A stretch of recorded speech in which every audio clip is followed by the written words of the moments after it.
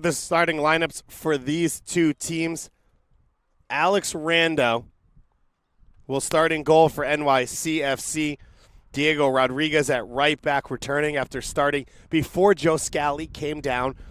He'll play next to Tavon Gray and Kai Lammers in the center back positions. Nico Benalcazar, who had started every game at center back, he slides out to left back for this one. Benalcazar, most passes completed in the Champions Division during the group stage. In the midfield, three, Filip Mirkovic, who to Ben Bear's decision, he feels he's one of the best players of this tournament so far. Andre Yassin and Coleman Kim are the attacking midfielders in front of him. And up top, you've got Salvatore Raisisi, Augustus McGiff, and David Alino at the left attacking forward position, who scored the lone goal off the bench against Real Madrid to give NYCFC the win in the second game of that group stage.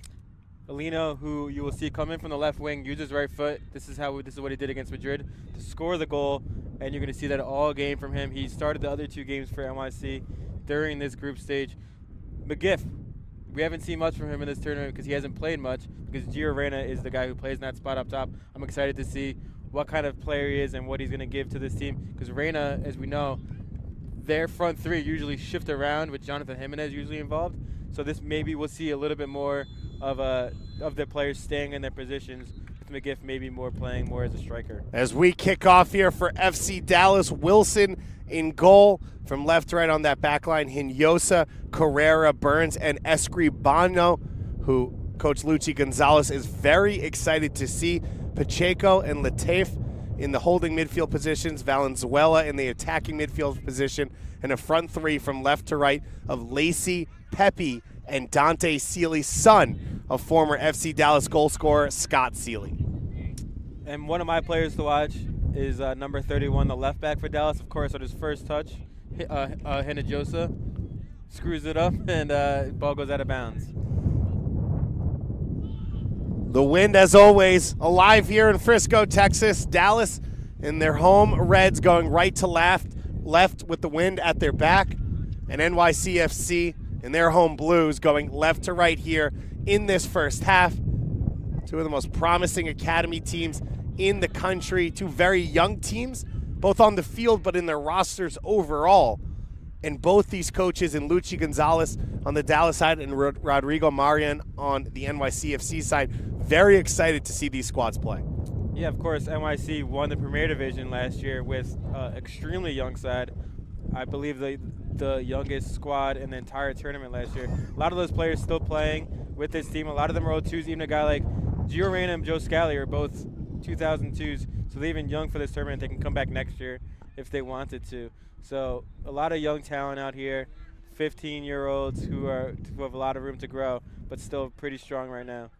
Giovanni Reyna, of course, son of Claudio Reyna, U.S. men's national team legend, as well as technical director of NYCFC. He is one of the main stars for this NYCFC team, suspended, as Ben mentioned, sitting off to our right now with his suspended teammate Joe Scally, and his father, Claudio Reyna, sitting off to our left amongst the crowds. Not a technical director right now, just a dad watching his son's team play. I wonder if that dad thinks he's going to sign the MLS team. What a dynamic and what a scenario they have.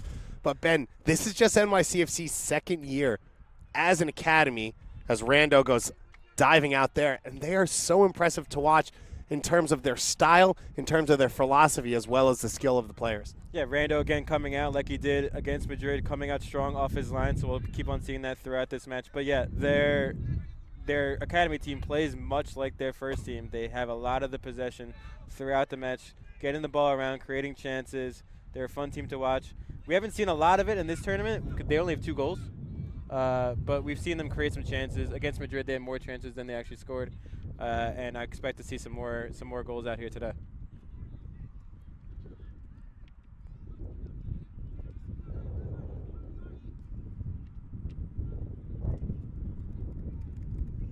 NYCFC, one of the teams that dominate possession here at this competition, whether it's against international opposition or MLS opposition. I'm interested to see Benalcazar's play out here at left back. He's played center back this whole tournament, but he did play left back when they won the Premier Division title last season. So I'm interested to see him out here again at left back, see how his game changes. He is right-footed, so it could be interesting to see what it's like out here for him.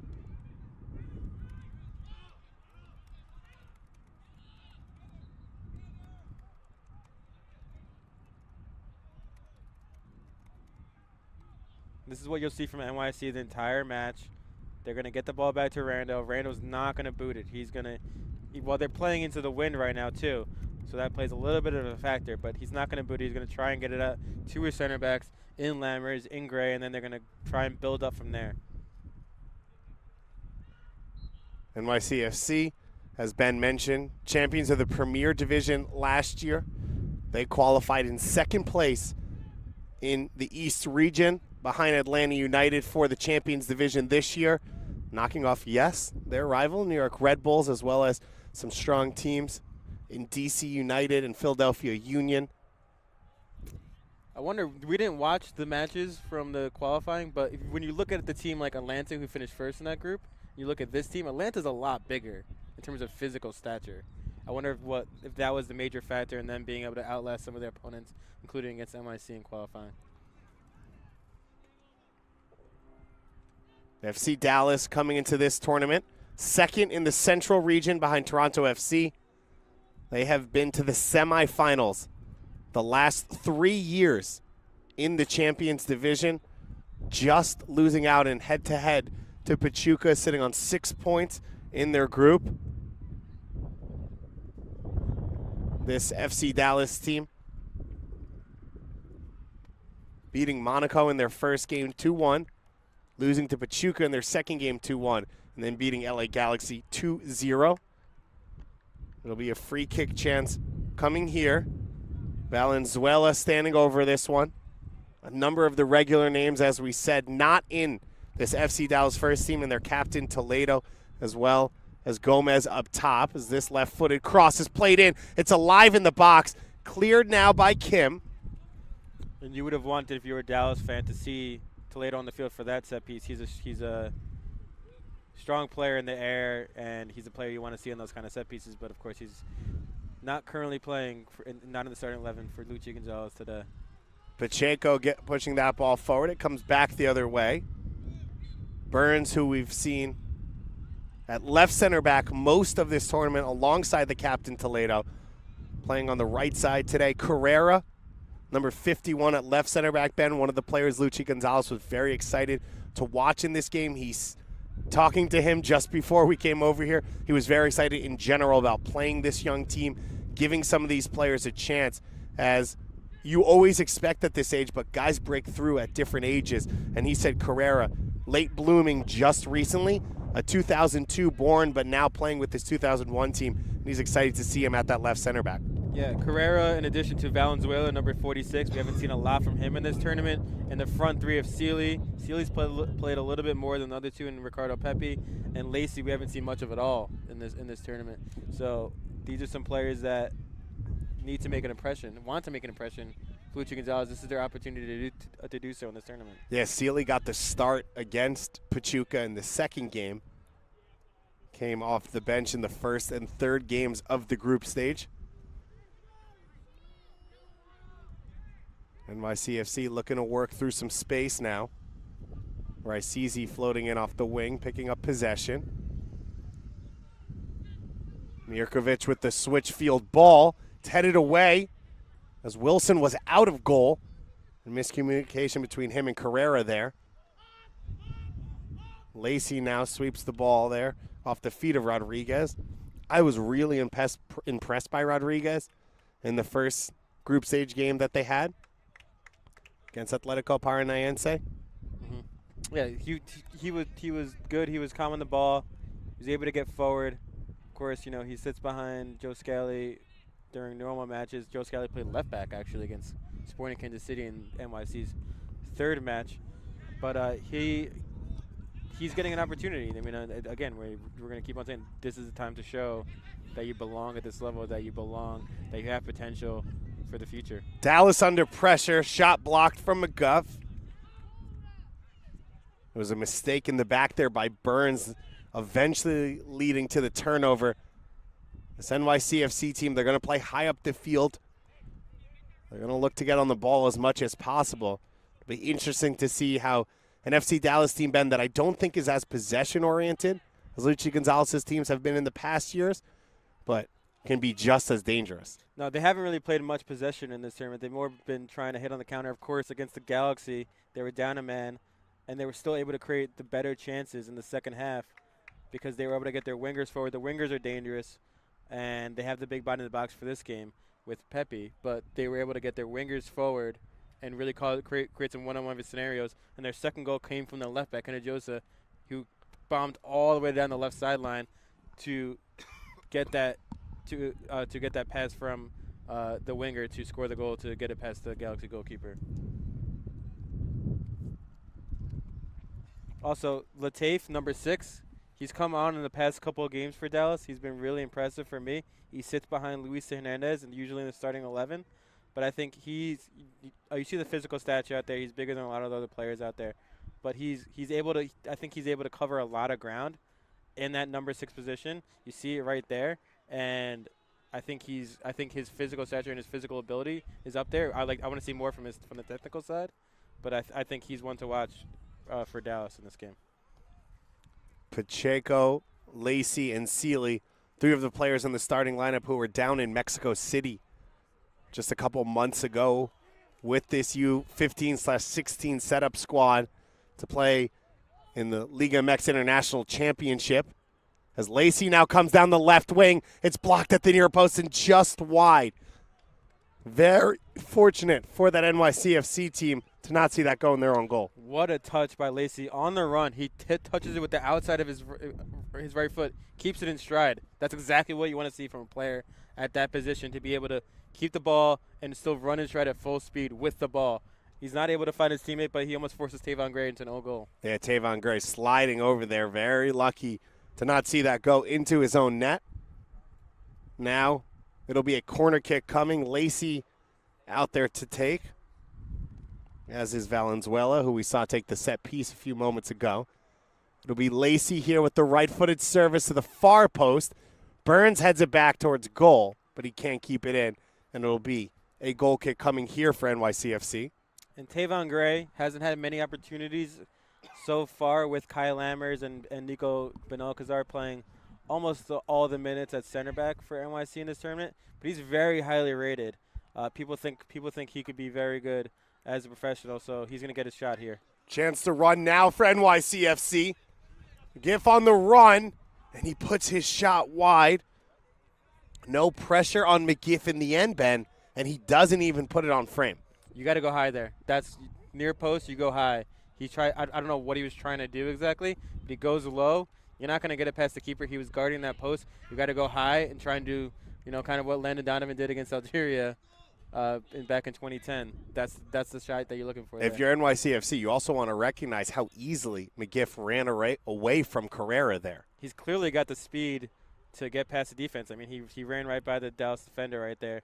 So, maybe you can get him behind. Maybe that adds a dimension to NYC team, who they do like possession, but they've been missing a little bit of the speed on the wings, something we saw from Will Sands last year. Shot here from Dallas, just wide once again, this time coming from the midfield. Pacheco charging forward.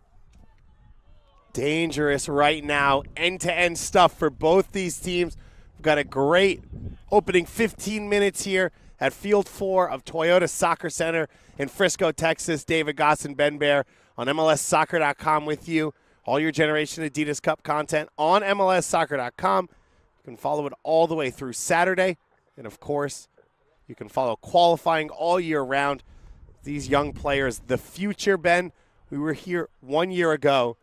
Ben Mines leading his team at the stadium in the semifinals. And then a few weeks ago, we're in the stadium at Red Bull Arena to watch him score in an MLS game. You look at these players coming through. Reggie Cannon for FC Dallas, of course. Paxton Pomical and Jesus Ferreira, 2 of the big signings. Brian Reynolds as well, a homegrown signing. This is where you get a chance to see those players just before that next generation. Yeah, I mean, we were here last year. Ben Mines, Golden Boot winner in the Champions Division, the top division in this tournament. What was clear last year was that he had this physical ability, this speed, to cause havoc against almost any defense across the world at his age group. We saw that with Red Bulls too a little bit last year, but we saw it against the Portland Timbers on March 10th. That's why Jesse Marsh likes him. I think we're going to see a little bit more from him in terms of the Red Bulls, but this is where you're going to see the players. Last year we were here, we were gushing over Efrain Alvarez. Guess what? Less than a year later, he gets his professional contract with the first team. Joe Scally, he was a right back for a championship team here, gets a first team contract. He was held out of the first game because he wasn't here because he was potentially going to be on the bench for the first team in their MLS game in New England on Saturday. Then he flies down here. That's how much this tournament has changed. It used to be all about prospects. Now you've got fully developed players who are full-time pros.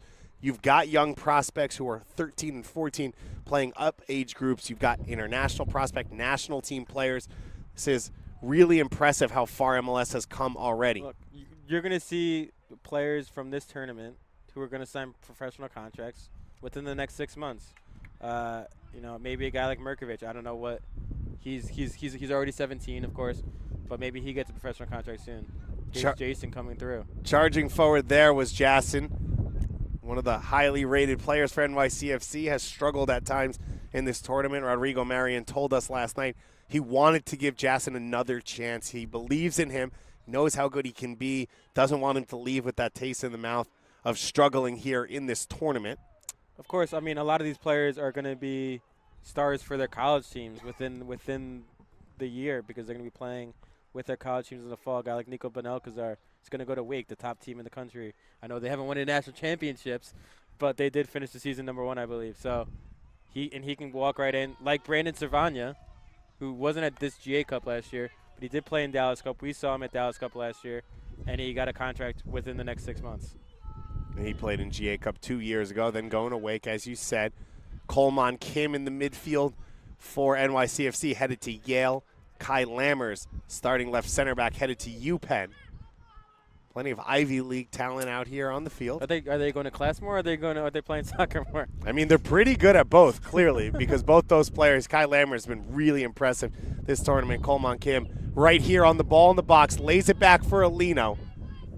Alino can't find an opening to turn and shoot. He's got two defenders around him, and he does win a corner kick off of Hinojosa. Corner kick coming, but both these players impressive, going to Ivy League schools. We've got Will Sands, brother of James Sands, who was here at the GA Cup last year, headed to Georgetown as well. Dante Povera, another player part of that team last year, also headed to Georgetown. So Corner taken short. Not all these players are going to be professionals right away. Slipped in now. Rodriguez coming forward, and it's blocked. And it'll be a goal kick. Rodriguez furious about that one. But FC Dallas gets away from it. We've seen some good danger so far, Ben, in these opening 15 minutes from both teams. How do you see this one settling out? How do you see these two teams settling in? I like what I've seen from NYC because we're seeing something that we haven't really seen in the first two games. Some balls over the top, some balls through the defense, not just trying to break them down through possession. So I really like what I've seen from NYC so far. They haven't been able to convert that into really high-quality chances. They got that one McGift chance over here by us that he shot near post. But I like what I've seen, the different styles of attack a little bit. And then we saw that one ball over the top to Lacey. He was able to get past the defense. We haven't seen much from Dante Celia, though, so I want to see more from him. And Ricardo Pepe, who's now down on the ground.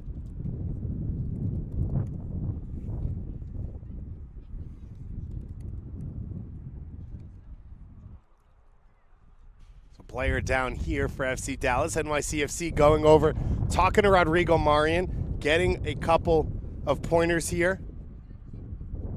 And then FC Dallas on the flip side, Ben.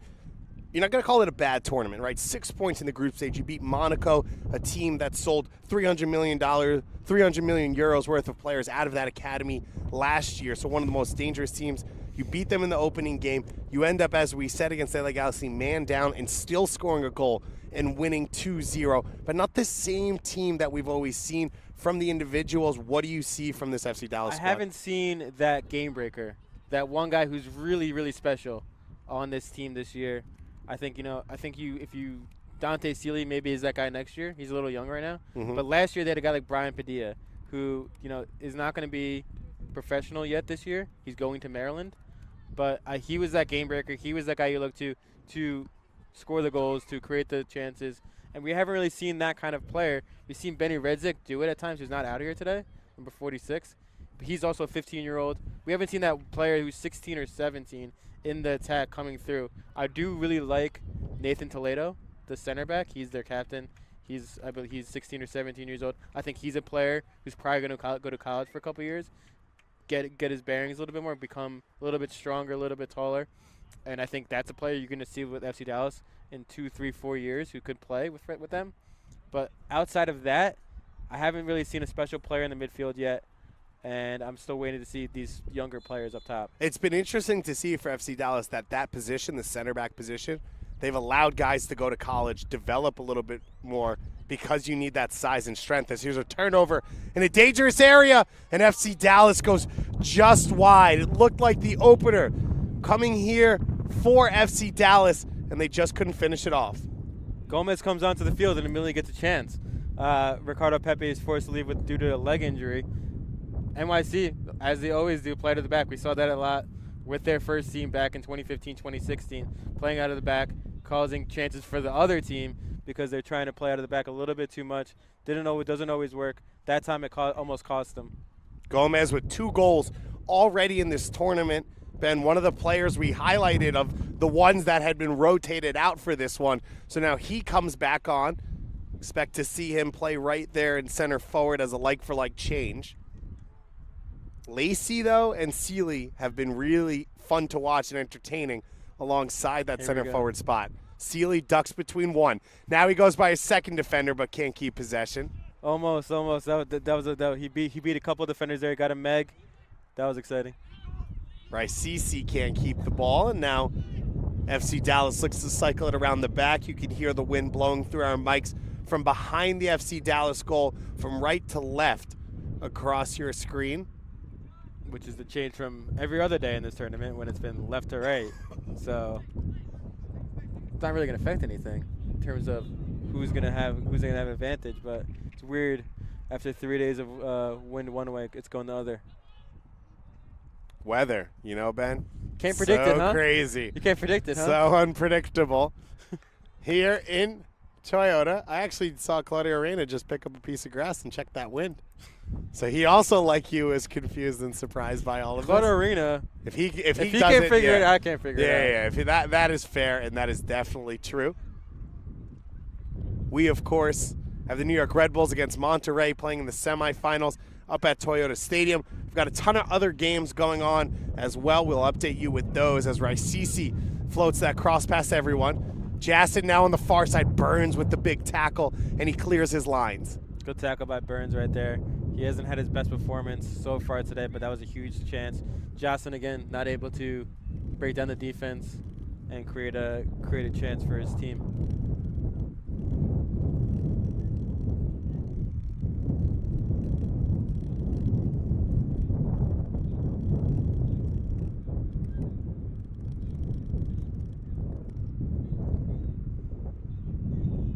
NYCFC with some possession.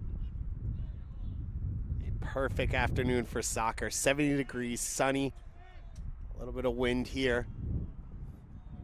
One of the most incredible soccer facilities you'll ever see. We had a chance to talk with some members of the Manchester United Academy, and they were blown away by the facilities that FC Dallas has put together here. As this ball's flicked over the top for Sealy, spilled by Rando, and saved. Still alive for this FC Dallas team. It was Lateef closing in for that first shot. And, Ben, we saw Rando be flawless against Real Madrid, keep his team in it, but he almost gave away a goal. Is he reading his press clippings or seeing the videos of his stand-up performance against Real Madrid? Yeah, that's something we didn't see against them. That little spill right there is not, it's not what you want to see from your goalkeeper. So we've seen the past couple of minutes now, NYC with a couple of miscues that almost created goals for FC Dallas. NYCFC cycles it around the back. Since that injury, Ben, it's been all FC Dallas, NYCFC dominating play up until that point. Yeah, Wide for Raisisi. Here we go with them and building some possession out of the back. Raisisi's pass is deflected, and Burns goes quickly out of the back. Lacey putting on pressure for Rodriguez, who's able to guide it out for a throw-in. A little bit of a gamble from Rodriguez, because if let's say the wind stops during that moment, the ball is not going to keep on going out of bounds. But of course, it kept on going, and now the ball is all the way down by the corner flag. NYCFC, of course, playing that Patrick Vieira style, looking to possess the ball. NYCFC opening up a new academy, or excuse me, a new training ground, but this team currently training out in Queens to make it easier for these young players to make it to training after school. And Ben, this team put together with all their affiliate clubs from around the New York, Connecticut, New Jersey area, from Queens, from Brooklyn, the Bronx, Westchester, obviously, Shout out. as well as Connecticut. And this team's starting to pull some of the best players. How many years have people talked about, look at New York City, and LA, there has to be so many great players. You have to be creating players, and now we're starting to see some production here from this NYCFC team, as well, of course, as the Red Bulls. Look, I was told 2 years ago by some youth soccer coaches that I know in the area, some people who know what they're talking about, NYC is one to watch out for. They're going to start pulling all these players. They're pulling players from places like Med Oval, New York SC, but they can pull from Westchester, as you mentioned, Westchester, Manhattan, Bronx. They're pulling all these players in. Rebels still generally getting most of their players from New Jersey, and they're creating. Tyler Adams from Westchester. Tyler Adams is not from Westchester. Tyler Adams is from Dutchess. Yes, I know the New York area. See, Tyler Adams is actually really, really far away from where the Rebels train and where they play every day. But yeah, they're gonna keep on creating these players. And I was watching their U12s before. We're now sitting beside us. I see one or two players who I want to see in a couple years to see where they're at. A foul here on Rodriguez. Of course, as we mentioned, James Sands and Joe Scally, the first two homegrown signings in NYCFC history, something that this FC Dallas squad is very familiar with. We talked to Fernando Clavijo here on the broadcast when they played against Pachuca a few days ago, and he talked about the USL setup and the expansion coming there for them to help these players on that pathway to getting to the first team. Weston McKinney, Kellen Acosta, two of their products currently in the national team setup. It'll be Lacey to take. Clip to the far post, and Rando guides that one into his hands. Look, you saying James Sands and Joe Scally is a perfect example. James Sands from Rye, New York, Westchester. A lot of kids playing out in Westchester County, including some people who used to play about 15 years ago up there. And Joe Scally from Long Island, from Nassau County. And they're going to keep on pulling those players in. They can go out and they can pick the best. They have the scouts to go and look out for these players. They have the contacts to find these players. And then they pull them in and pull them into their system, which has already produced two players. And, I think I see a couple more coming on the way. Beautiful Setup right now for NYCFC. Kim looking for that final opening to get a ball in, and he can't keep it from crossing the line. But what a layoff there, Ben, from McGiff.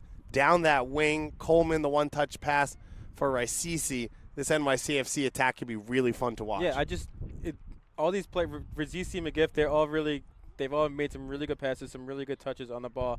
Is there that dynamic part of their game? I don't know. I haven't seen it yet. I want to see. They have the one part. You want to see guys get beaten one-on-one? I want to see guys, but it's not just about beating one-on-one. It's playing that decisive ball. We haven't really seen that decisive ball from anybody in the field currently. Pacheco dropping in between his center backs to pick up the ball. One of the things Rodrigo Marion mentioned to us yesterday was that he wanted to see Dallas's center backs beat them. So they were going to sit off the center backs, allow them possession, and then once they gave up the ball, press. You see Pacheco dropping back to try and alleviate that a little bit.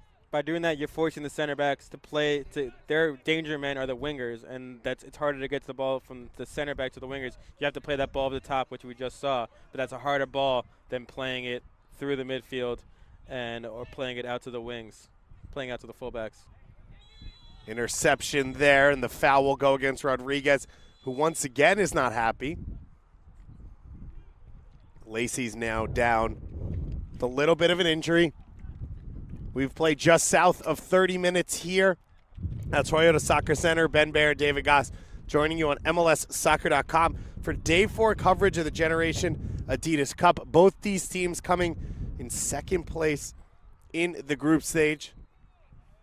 NYCFC with wins in their second and third game against Real Madrid and Sporting KC. FC Dallas and wins in their first and third game against Monaco and the LA Galaxy. Two of the best academies right now, both setup as well as the quality of their U17 teams.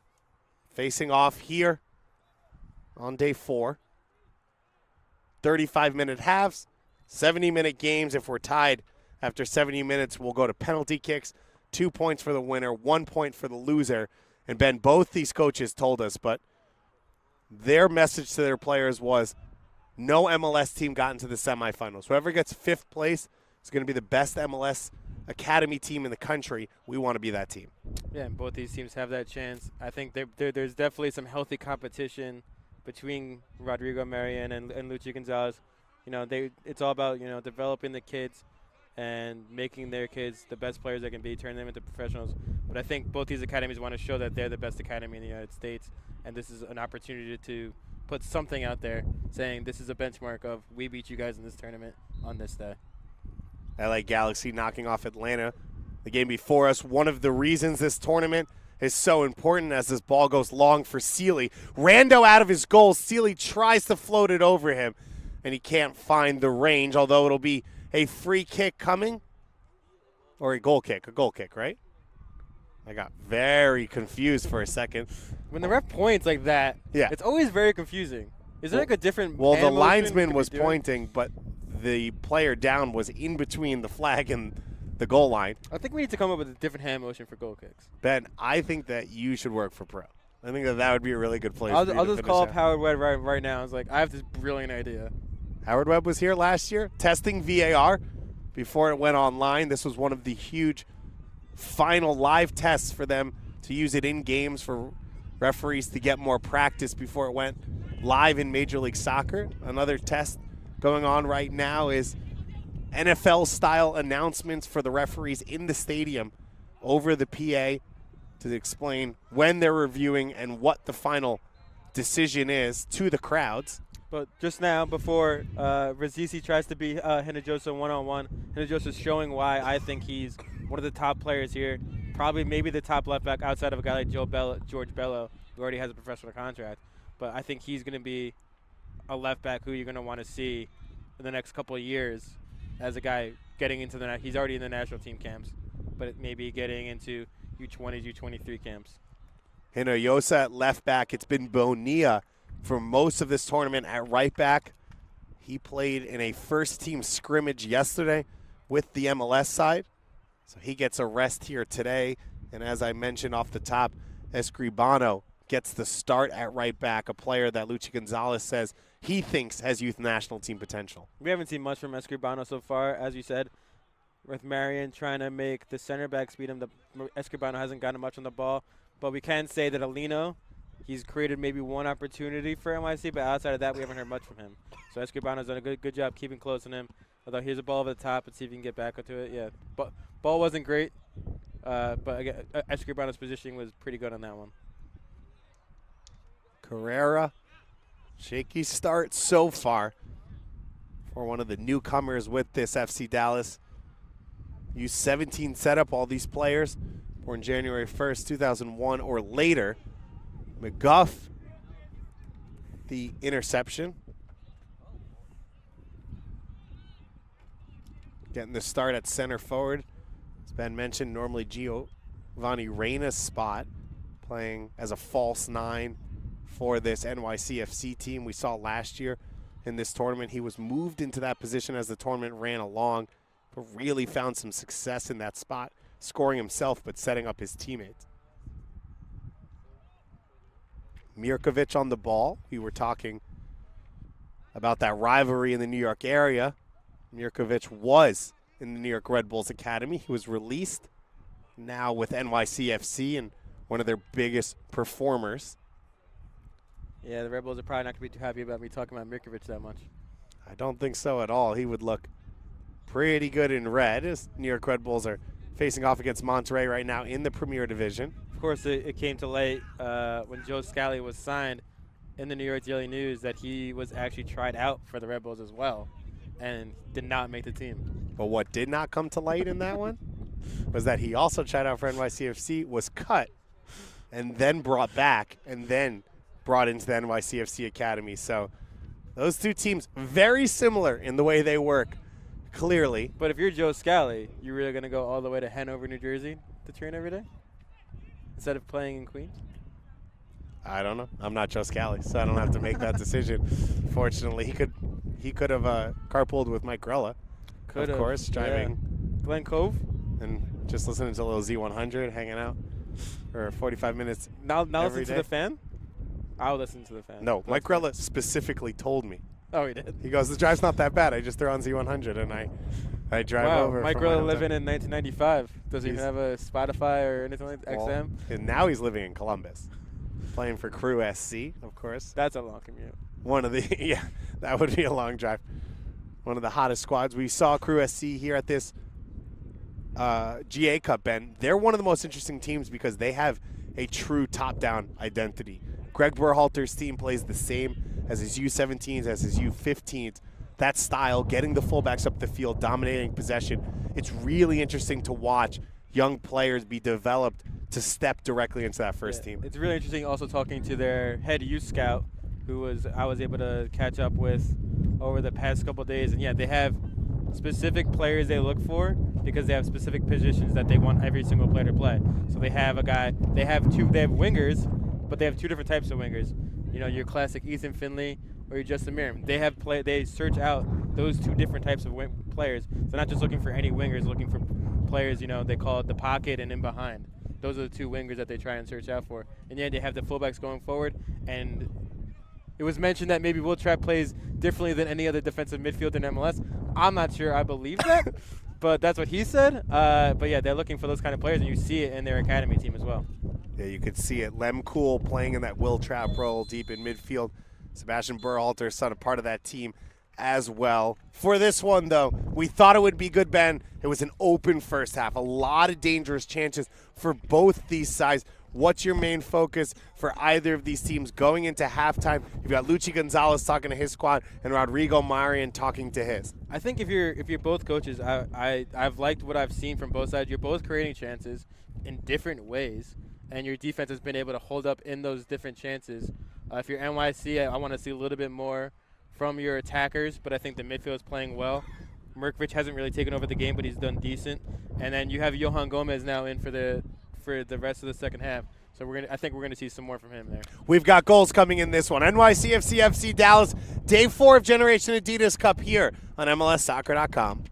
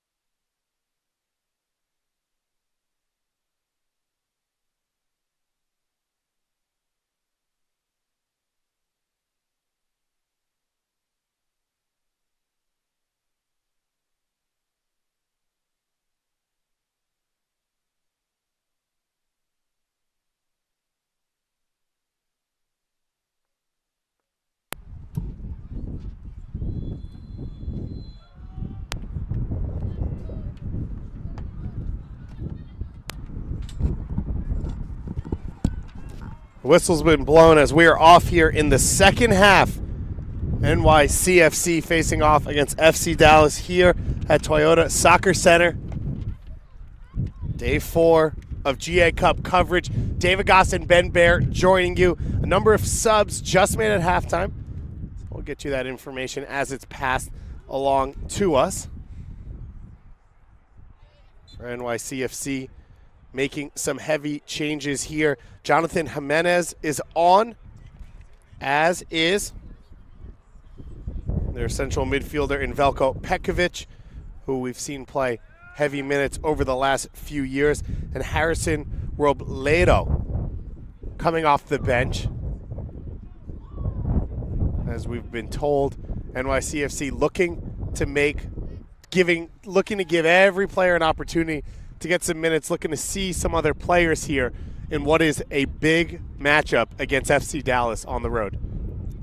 And Pekovic is a player who we were really impressed with last year. He's one of the stars of the team that led them to the Premier Division title.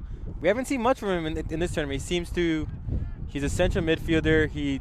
I think he wants the ball, but he hasn't been able to do much with it once he's gotten it. He hasn't been able to get it forward as much as he'd want to either, I don't think.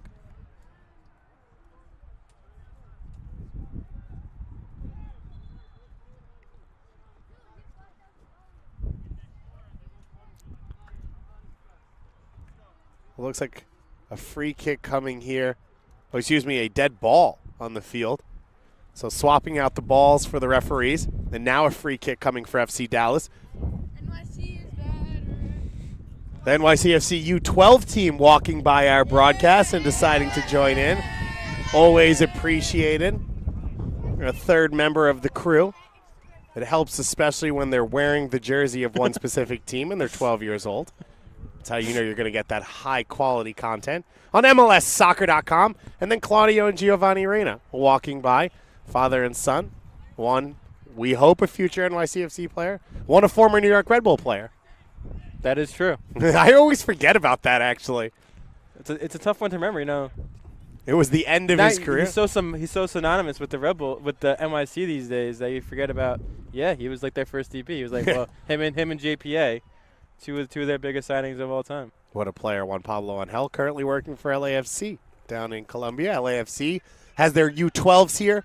So last year NYCFC debuted, even though they'd already played in MLS, the academy a little while coming along. Atlanta United had their academy ready 3 years before they started playing in Major League Soccer. Minnesota United, Ben, still has not played here, and LAFC with the U12s here this year.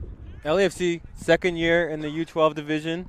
I saw them before, as I mentioned. And then Minnesota United, they are making their first appearance here at J Cup. They are playing in the U12 tournament down the road. Yeah, and they had a full complement of their coaches at the coaching symposiums and the courses that are taught and the different exchanges that happen here at GA Cup, because this is so much more than just a soccer tournament.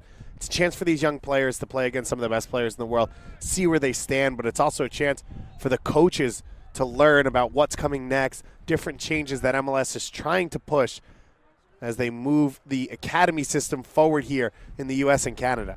Yeah, and they can learn from their counterparts from across the world, including from Monaco, presented yesterday, along with Pachuca, two of the top academies in the world in Monaco and Pachuca right there. But, of course, Dallas finished ahead of Monaco in their group. And Monaco, a team where players are already worth hundreds of thousands, if not millions, of euros. As one coach explained to me, I said, I think the number 6 on Monaco is pretty good. He goes, yeah, well, he already cost 500,000 euros. Oh, okay.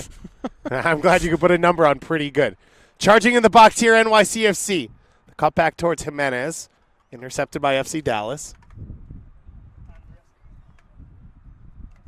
You know how there's like school rankings in some high schools? Imagine you roll into class and you just got the transfer market number floating above each player's head. Yeah, that wouldn't be good for some of us. I'm pretty sure I'd be at about $2. Yeah.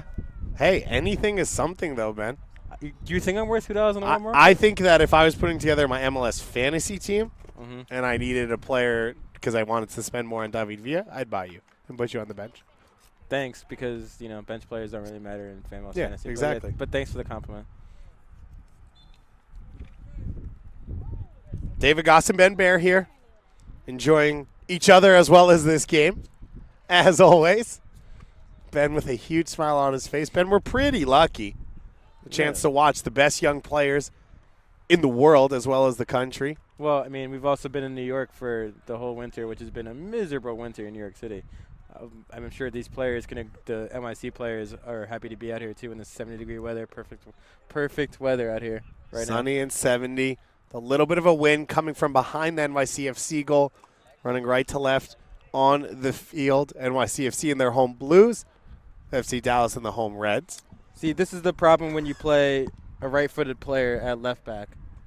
Nico Benalcazar, he's been really good at center back in this tournament, but that's where he should be playing, or at right back maybe. But he hasn't really gotten forward at all as a left back. That's really the first time, one of the first times we've seen him do that. If he was a left-footed player, he could have taken the ball with his left foot, taking it down the sidelines. Instead, he has to play it to his right, play it down to David Olino, inaccurate pass, and it causes a turnover.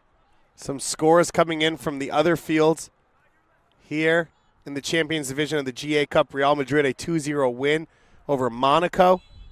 DC United falling to the Portland Timbers 1-0. Sporting KC knocking off Toronto FC 2-0. Gianluca Busio, a goal scorer in that one. First team player. Gianluca Busio playing here at this tournament, getting one. Turned out TFC actually scored in the final minutes of that one, so Asusi getting a goal for himself. Dangerous chance coming here for FC Dallas. Ball floated in, sitting up in this wind. Rando comes and gets a half punch to it. Huge play by Rando. That was a weird one. When the ball came off the foot, I thought it was going to be over the goal. It just held up so much in that wind. But DC, so they played 4 games here in the Champions Division. They have not scored a goal, but they've actually been, I haven't seen many of the games, but from people around the tournament, They've played well in this tournament. So if you're a DC fan, you're going to see that they scored 0 goals in 4 games. But at least in their first 3 games, they've been talked about as playing really well. They only lost to River Plate 1-0. River Plate, probably the team that's favored to win the Champions Division, only give up a goal to the game. That game was 0-0 for much of it. The other day against Eintracht Frankfurt, they went 0-0 all the way through 70 with them. Moses Nyman, a 14-year-old, I believe, 15-year-old maybe. He was talked about. He was on the broadcast. Carter Augustine pointed him out as a top player and a player that DC United fans should be happy about, should be looking forward to in a couple of years. Carrera with the ball down the line. So official confirmation on the substitutions. Yasin going off, Petkovic coming on in his position in midfield. Robledo going on for Coleman Kim, and then the Jonathan Jimenez for Raisisi sub at that right attacking spot in this 4-3-3 formation. 5 substitutes allowed per team here at the GA Cup. Luchi Gonzalez has a complement of starters on the bench that he can still go to, as well as both these coaches starting young teams here at the GA Cup.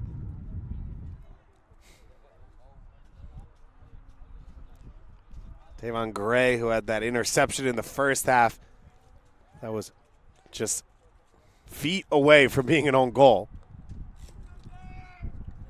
That one played just a bit too long for Benalcazar. We played about 10 minutes here in the second half. NYC FC against FC Dallas. Petkovic looking for an opening. He has it tipped away. Carrera now charging out. And that's kind of indicative of what we've seen from Petkovic in this tournament. He hasn't really been able to make his mark on the game, to influence the game. He has a chance there. It's tough. He has to beat a defender in the box. Not always easy, but he's not able to do it. He gets dispossessed, and NYC loses out on an opportunity. Ben, to start this game, the 2 outside attacking players for FC Dallas in Lacey and Sealy were really dangerous, as we see Dallas get on the ball again. Lacey beaten out by Gray to that one. Now Lacey with an interception, and he puts it in an open net. The mistake from Rando, and right as I was saying, we haven't seen a ton from Lacey. he puts his team ahead. And I thought the chance was off as Johan Gomez tries to play it to Lacey instead of trying to get it down to Sealy, who's streaking down this line by himself. But he plays the wrong ball, but it all works out for Dallas as NYC has a bit of a miscue at the back, as we've seen 3 or 4 times already in this game, and it cost him this time. Cameron Lacey with his first goal here in the 2018 Generation Adidas Cup. He's got his team ahead 1-0.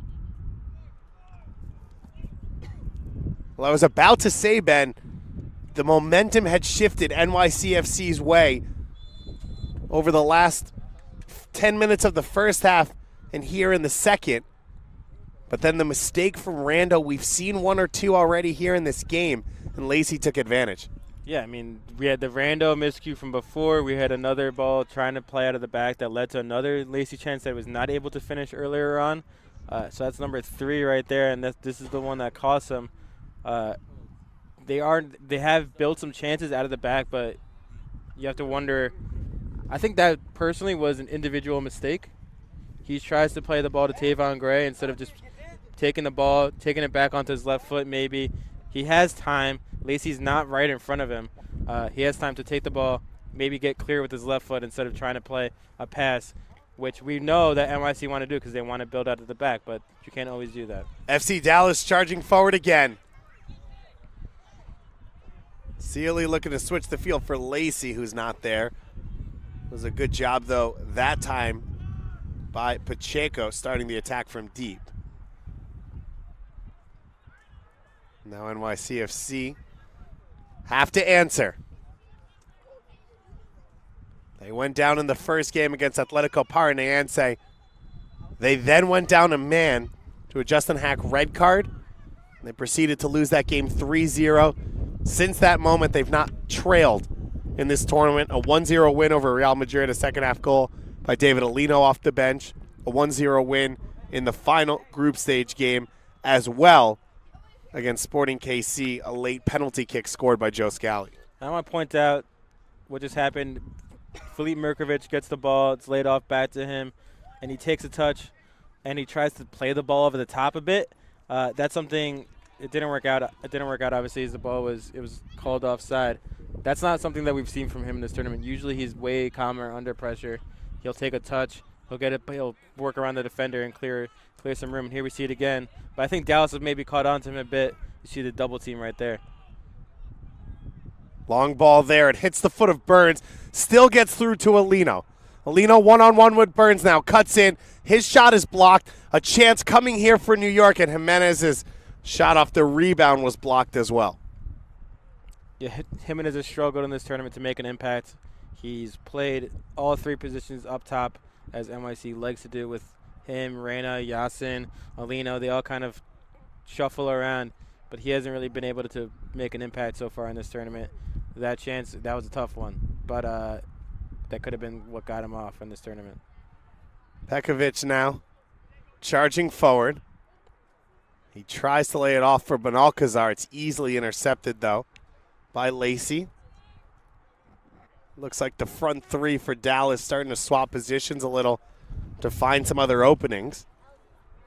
Yeah, Gomez is comfortable out on the wing. He's not just a striker. We know Sealy. He has a great scoring record in Development Academy. I believe it's 5 goals in 9 games. So all these guys can play all these different positions out here. We actually saw, Ben, in the game against LA Galaxy with the red card, that Luchi Gonzalez's initial move after the red card was to pull Gomez in to central midfield, into that diamond, to play at the point of the diamond to try and help keep that structure together defensively for a few minutes. Yeah, I mean, we saw a couple different formation switches. I mean, first thing he comes over, comes out on the diamond and goes Colorado Rapids. We still don't know what that means. We still don't know what that means. We think it might mean the Colorado Rapids team back in the day with Pablo Mastroeni, who was so good in that diamond, but we're not 100% sure.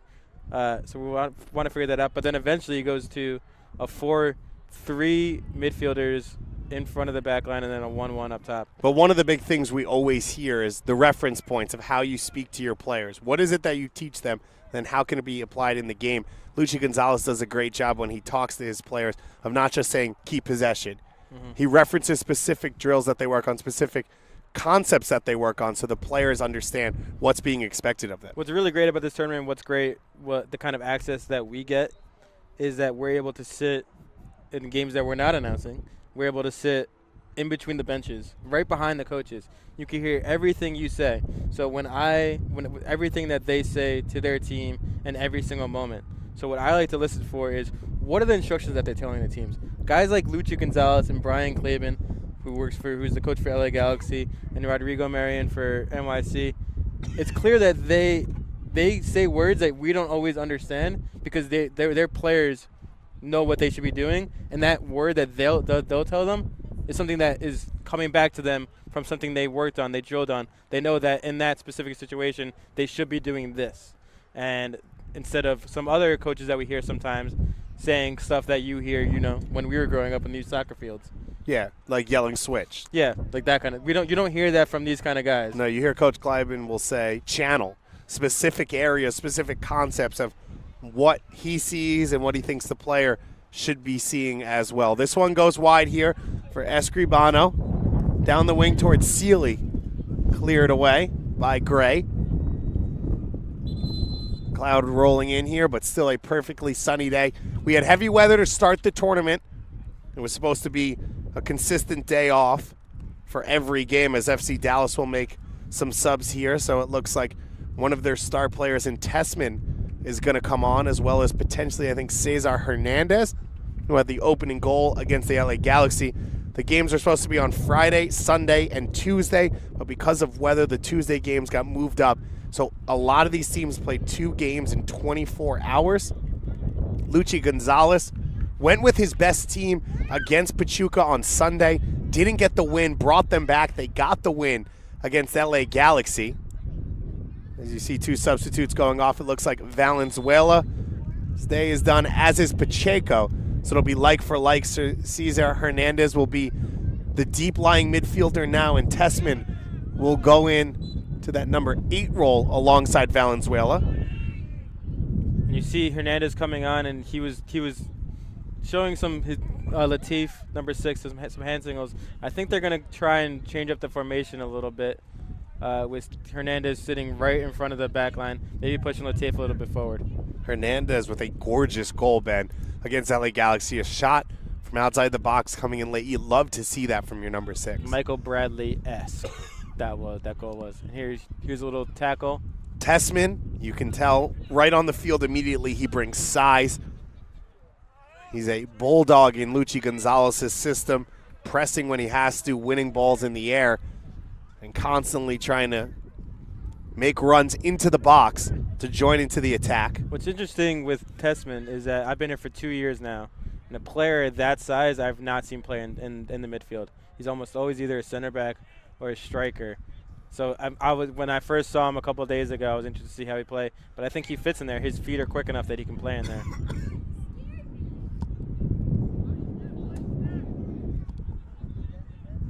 FC Dallas leading 1-0. Cameron Lacey with the goal here in the 46th minute.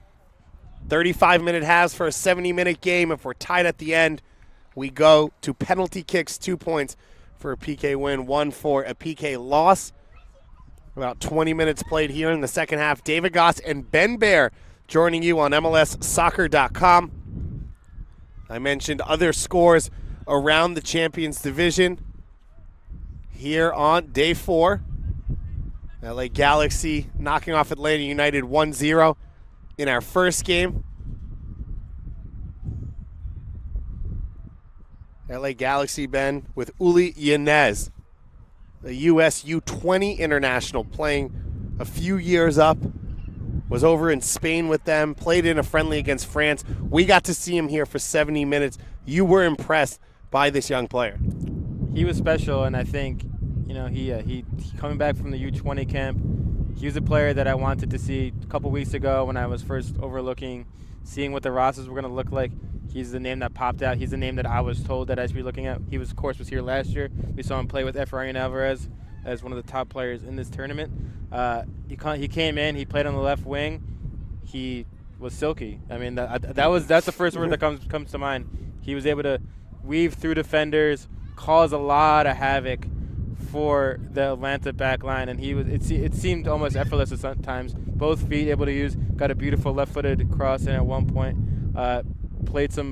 pressed really well, and I think this is a player that you're going to want to see. I mean, he's a player they're going to be seeing over the next couple of years in U.S. youth national team camps. Some other players that we've highlighted coming in. Ben, you put together a list of 10 players you want to see. Yanez was on that list. Did anyone else from your list initially stand out that you've been here? Anyone either unexpectedly, like poorly, or very good? We saw Palomino, who was on that list, score a gorgeous goal earlier today against San Jose in a 3-1 win. Palomino isn't exactly the player. This is the first time I'm seeing him. He hasn't been exactly the player that I thought he was. I think his touch is very good. He has a good first touch. I think he has the ability to play that decisive ball, and we've seen a couple times him able to be goal dangerous and get some good shots off. But he doesn't have that speed that you want for in that position. As NYC get a shot here, he doesn't have that speed to get by the defense, to break a player. He's not really a 1v1 type player, so I don't know how he projects as a professional. Can he be that attacking player? I'm not sure based on what I saw from this week. George Bello, I think for Atlanta, lives up to the billing. Chance now for NYCFC breaking into the box. McGiff, who's floated all over the field, helped create some dangerous chances. Yeah, I think George Bello he's going to be a really good left back. Lammers puts it in. It goes through everyone. And out now for a goal kick. In the stadium right now in the semifinals, New York Red Bulls against Monterey, trying to meet Seattle Sounders in the finals of the Premier Division. Currently tied 1-1. Headed to the stoppage time. You can get that on MLSsoccer.com, the MLS YouTube page as well. We've got more games coming up for you later on today as the fun never ends. We've got River Plate versus Flamengo, 6:30 p.m. Eastern Time, and Atletico Paranaense versus Pachuca afterwards. Those four teams, four of the best academies in the world. Pachuca, the best academy in Mexico right now, arguably in the region. Flamengo as well, as Tessman puts this ball in. Gomez sliding with the outside of the right foot, couldn't get enough on it, and Rando makes the save and immediately throws it out. You want to see Johan Gomez finish that. He's the player who's been the goal scorer in this tournament with this FC Dallas team in the development academy. Great ball from Tessman down the wing. You can't play it any better. I think maybe Gomez went to the dive a little bit early. I think he could have gotten maybe another step in and gotten the shot off. But, you want to see the goal scored there. Tessman, though, charging out of that midfield. We didn't see a lot of that from FC Dallas, but you see him, whether it's as the number 10 or the number 8, with that freedom and ability to cover a lot of ground. Yeah, that was what this FC Dallas midfield was missing in the first half. They didn't have that player. They had Latif, they had Pacheco, and they had their other midfielder who couldn't really get behind the defense, and they weren't building anything out of possession. I think with Tessman, he brings that quality. NYCFC making a substitution. Joshua Negretti coming on. Looks like he'll play at left back. Nico Benalcazar will slide into the middle as Kai Lammers' day is done. Lammers, one of the better performers for this NYCFC team over the course of this week, had a really strong game against Real Madrid in the second game to keep the clean sheet for this NYCFC team. Hernandez now up the field for Celia. That pass behind him. Negretti gets his first touch early. McGiff looking for some space.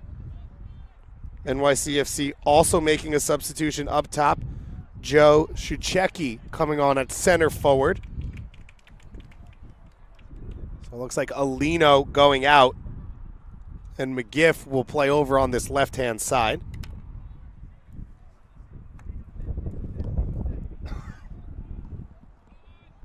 Corner kick taken here short. Mirkovic cuts in. He chips the right-footed ball, and coming out, safely taking that one off the line was Wilson. Well-worked set play right there. Ben Alcazar almost gets his head on, almost gets that flick to get it by Wilson to get that equalizer. Ben, you thought Mirkovic was going to shoot that. You were about to melt in your seat if he cut back and curled that shot to the far post. He's not that kind of player, man. But when he does it, Ben Bear is going to let it go. It's going to be lit, as they say. As they say. As the kids say these days. The future of U.S. soccer and Canadian soccer out on the fields here. Generation Adidas Cup 2018. We've still got 2 more streams after this one, along with the 2 we've got live going right now, and then 2 more coming on Saturday. The premier youth soccer tournament in North America. Tessman has really been special since he came on. He's that kind of power and pace has really caused a lot of issues for the midfield of NYC. Almost caused issues for Nico Ben-Alcazar right there. Mirkovic once again, Ben, looking to go long there as NYCFC with about 10 minutes left to try and tie this one up. Starting to panic, it looks like, at times. A bit, and then they're playing with the wind. So you really have to judge that ball correctly. Otherwise, it's going to keep on going straight to the goalkeeper into Wilson's hands. So you really have to play that ball perfectly because this wind is going to cause a lot of issues. Pekovic brings this one down. Turns upfield. He's closed down by 3 defenders. Doesn't have much help. Gets to the end line. Save made by Wilson and now cleared. And that's what we saw from Pekovic last year, those kind of plays. NYCFC keeps it alive on the top of the box. Jimenez trying to get to the end line and put a cross in. It's blocked at the near post. NYCFC trying to keep it in the box, and eventually they win a corner kick. What a play there, Ben, from Pekovic. As you said, showing the flashes that we've seen in the past. Ability to get by 3 defenders and get that shot away. He almost did. The left foot comes up huge. The left leg comes up huge for Wilson on that one. But, yeah, Pekovic weaves through a couple defenders, uses that strength, uses his technical ability to get that shot off and almost get the equalizer. Pekovic will take this corner, headed down at that near post, aiming for the opposite corner. Couldn't find the mark. It'll be out for a goal kick.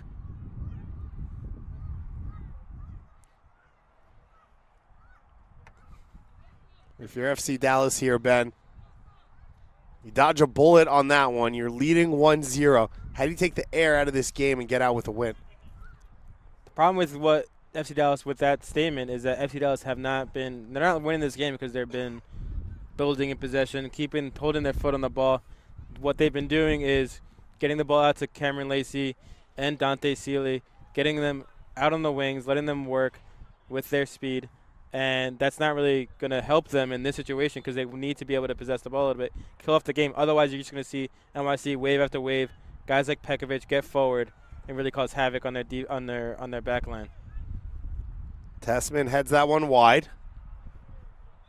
Lacey now battling. He's got the goal that's holding up right now for FC Dallas for the win. It would be Dallas's 3rd win of the competition to move to 9 points.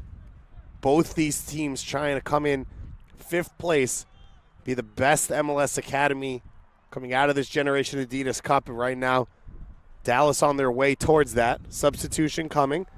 The 4th sub for Dallas. Both teams allowed 5.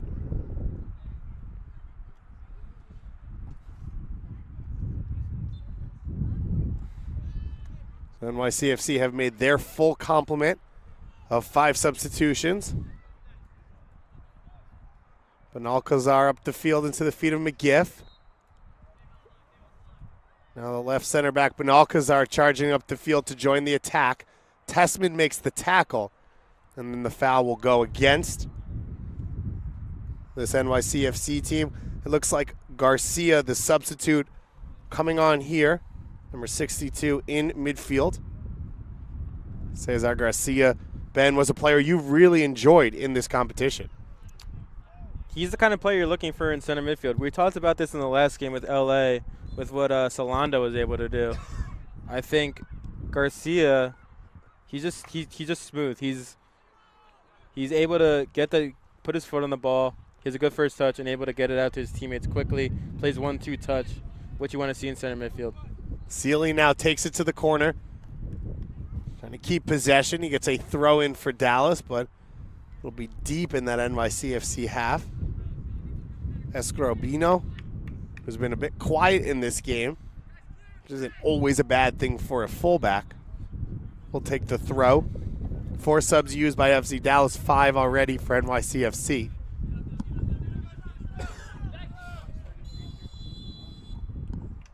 We've got a whistle here against NYCFC in favor of FC Dallas. So FC Dallas, one of the most successful teams here at the GA Cup. They finished 7th in the Champions Division last year, 3rd 2 years ago. They were 4th 3 years ago, and then 3rd before that. So this is a team, Ben, that's used to being in the semifinals. Yeah, 2 years in a row now that they're not. So you have to look at that as kind of a disappointment for this team. Playing at home, of course. That Pachuca loss is the one that sticks out this year.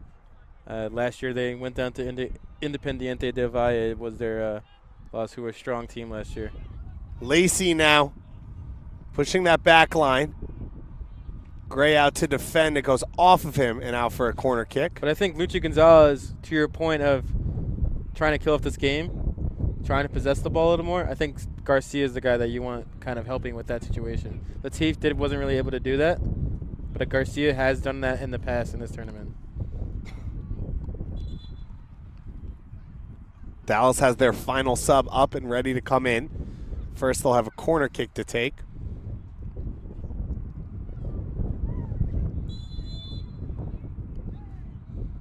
Dallas floats this ball in on that back post. Headed away by Negretti.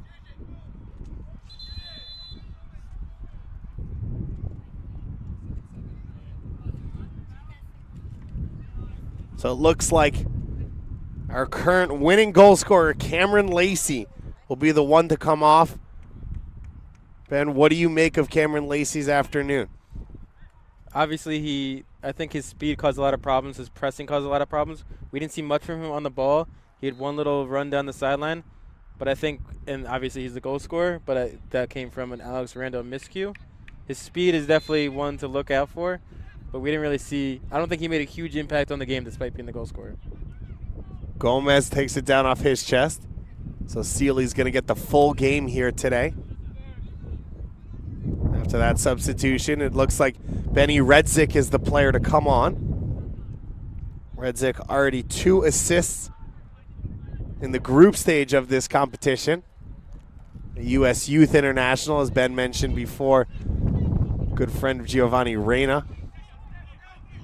Reyna suspended for this one.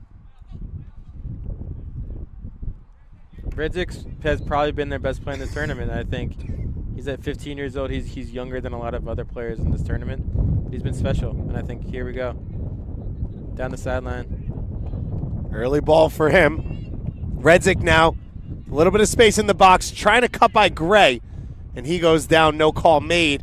Gomez and Benalcazar battling for the ball, and a foul goes against Gomez, but Redzik immediately making an impact. Yeah, he started off well, and then I don't really like that. Try and draw the penalty. Referee was standing right there. He was never going to call that. Ben, you're more of that British style, tough. Try and play through. Get on the ball, mate. Ben Barron, one of the soccer experts in the United States, trained in that British soccer system school. I look at myself more like a more Brazilian, to be honest. Ben more Brazilian, didn't realize. Ball down in the corner now. And it'll go out for a goal kick for FC Dallas. Escribano able to guide that ball out, and now a little bit of a groundskeeper work from Burns as he replaces the corner flag. Cameron Lacey with a 46th minute goal, his first of the GA Cup. He's got FC Dallas sitting on the verge of what will be their 3rd win in 4 games. That, Ben, if you're not going to make it to the semifinals, as good a showing as you could possibly have. Yeah, there's not much. There's not many issues. I mean, that Pachuca game was pretty close. Pachuca getting the last goal, I believe, on a set piece. And they've played well, honestly. Their defense has been strong, even without Toledo in this game. I think if you're NYC, you have to be disappointed at your goal scoring record. You have 2 goals in almost 4 games now as McGiff runs down the sideline here. But that's not enough, and I think we haven't seen much from them in the last 10 minutes. Of course, they're playing without Giorena. They're playing with McGiff, Jimenez, and Sucheki up top. Not their first choice. But we haven't seen much from them outside of that Pekovic play when he weaves through the defense for them to be goal dangerous to get that equalizer.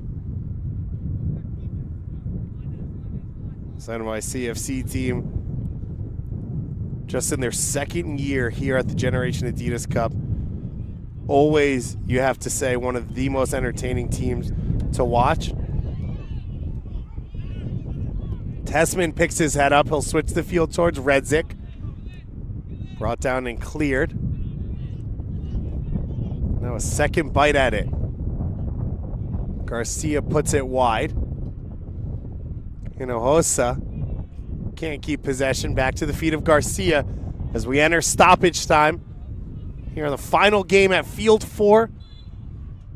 We'll be back with the 2 Champions Divisions semifinal coming up here on MLSsoccer.com as New York Red Bulls have knocked off Monterrey in the semifinal. So it'll be Seattle against New York on Saturday in the first final for the Premier Division. And we'll see who it is for the Champions Division. We've got River Plate versus Flamengo, Argentina, Brazil in our first stream at 6:30 p.m. Eastern Time, and then Atletico Paranaense versus Pachuca in our second stream coming up tonight. So Wilson lets that one run. And we saw some good play from Cesar Garcia on the far sideline from us. Plays a nice ball to Hinojosa in stride, perfectly weighted ball. And then he gets the ball back and he wins the free kick to waste some more time. So some good play from Cesar Garcia right there. Wilson taking a little bit of time off that clock. Sealy trying to flick it on. Negrete wins it. Now NYCFC going forward. Not a whole lot of time left for NYCFC to get this equalizer. They fell in their opening game man down to Atletico Paranaense 3-0. They then proceeded to win 2 games, 1-0 against Real Madrid and Sporting KC. Well, it looks like they might come up short once again here. The team is looking to be the top MLS team here at the Generation Adidas Cup.